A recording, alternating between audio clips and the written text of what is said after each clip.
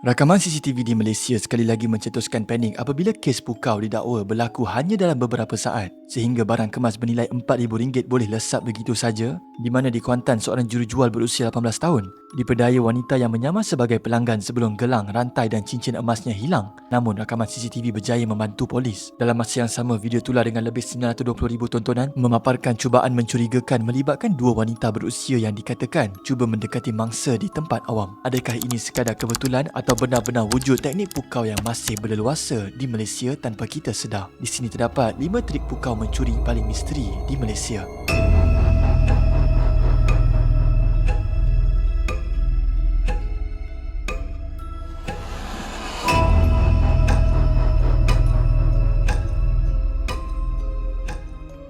Nombor 5. CCTV rakam dakwaan ilmu pukau dari luar rumah. Menurut video TikTok Oh Bulan, rakaman CCTV itulah memaparkan dakwaan seorang individu menggunakan teknik pukau untuk mencuri serta mengesan barang berharga milik mangsa di Kuantan, Pahang. Video itu mendapat perhatian ramai pengguna media sosial apabila meraih sebanyak 1.6 juta tontonan dan lebih 35,000 likes di TikTok. Di ruangan komen, ramai pengguna TikTok meninggalkan komen mencuit hati. Antaranya pengguna yang dikenali sebagai Mr. A menulis, "Mesti Konoha ni, sebab Konoha je belajar ilmu tu." Komen tu turut mendapat perhatian pengguna lain yang menganggap kejadian tersebut sukar dipercayai. Dalam masa yang sama, terdapat juga netizen yang percaya bahawa ilmu pukau atau hipnosis ni sememangnya wujud, dan seorang pengguna TikTok bernama Stylo, "Pukau ni memang ada, cuma kita je kadang-kadang lalai dan tak ambil tahu apa itu ilmu pukau atau hipnosis." Perkongsian video ni bukan sahaja mengundang pelbagai reaksi daripada masyarakat, malah turut meningkatkan kesedaran orang ramai supaya sentiasa berwaspada dan berhati-hati ketika berurusan dengan individu yang tidak dikenali bagi mengelakkan menjadi mangsa pukau.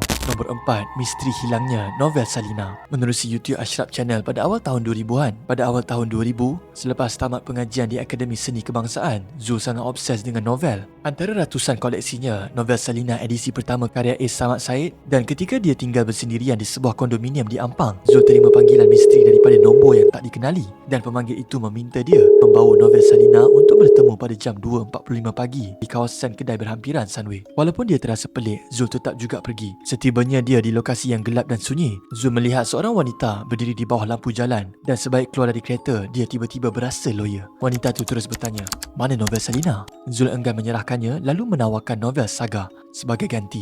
Wanita tu mengambil buku tersebut dengan wajah tak berpuas hati sebelum menghilang dari pandangan. Dan waktu pulang ke rumah, Zul terkejut bila mendapati novel Salina yang disimpan rapi itu telah hilang dari rak. Kejap. Aku bawa Salina ke kau Saga tadi? Okey. Confirm Saga, aku cakap.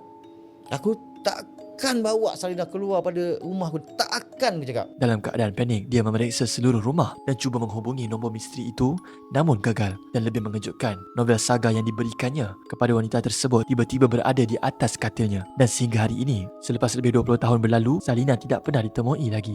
Siapakah sebenarnya wanita misteri itu dan mengapa dia begitu mahukan novel tersebut? Nombor 3.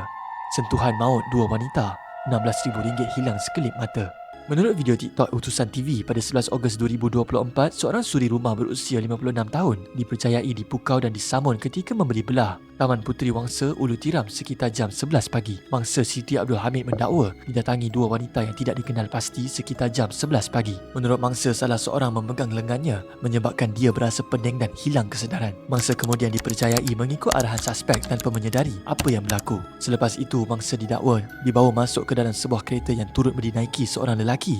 Dan dalam keadaan bingung, mangsa dipaksa menyerahkan rantai emas dan loket selepas diugut dengan pisau. Suspek kemudian membawanya ke sebuah ATM untuk keluarkan wang RM10,000 sebelum meninggalkannya berhampiran sebuah bank di Taman Desa Cemerlang. Dan akibat kejadian itu, mangsa mengalami kerugian keseluruhan kira-kira RM16,000 melibatkan wang tunai dan barang kemas yang dirampas suspek. Nombor 2. Interaksi pelik dua wanita berusia cetus syak pukau. Menerusi video TikTok Maira Kila, seorang wanita berkongsi pengalaman yang didakwa sebagai cubaan dipukau oleh dua wanita berusia di sebuah lokasi awam. Menurut mangsa, salah seorang wanita tu cuba berinteraksi dengannya sebelum rakannya menarik individu tersebut dan berpatah balik. Dengan berasa curiga dengan situasi itu, mangsa segera merakam kejadian sebagai langkah berjaga-jaga dan mengingatkan orang ramai supaya sentiasa berwaspada terhadap cubaan pukau. Dan rakaman itu kemudiannya menjadi tular di TikTok apabila berjaya meraih lebih 920,000 views serta sekitar 44,000 likes. Perkongsian itu mencetuskan pelbagai reaksi dalam kalangan netizen yang turut berkongsi pengalaman dan pandangan masing-masing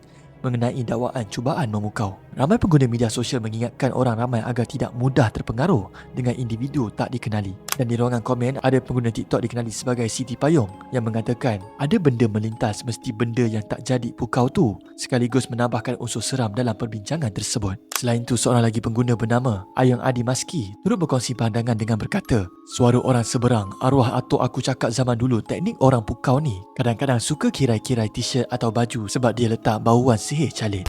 Nombor 1, hanya beberapa saat berbual, barang kemas bernilai RM4,000 lesap. Menurut laporan Sinar Harian, seorang jurujual wanita berusia 18 tahun dipercayai menjadi mangsa pukau di sebuah butik kosmetik di Jaya Gading, Kuantan pada 14 November 2024. Suspek wanita yang menyamar sebagai pelanggan memperoleh kepercayaan mangsa dengan mendakwa dirinya pemilik sebuah kedai emas.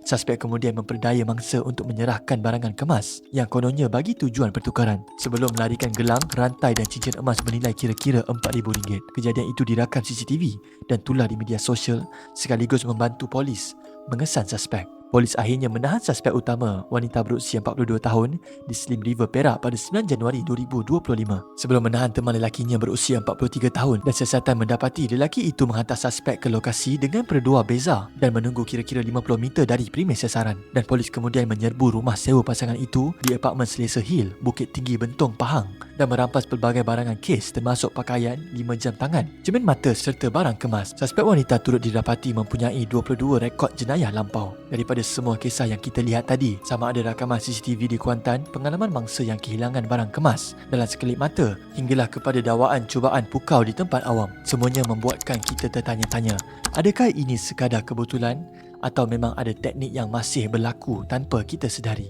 Apa yang lebih menakutkan, kebanyakan kejadian ini berlaku dalam situasi harian yang biasa ketika membeli belah, berjalan di kawasan awam atau hanya berinteraksi beberapa saat sahaja. Jadi persoalannya, adakah pukau ini benar-benar wujud seperti yang didakwa atau sebenarnya ada penjelasan lain yang lebih logik di sebalik semua kejadian ini?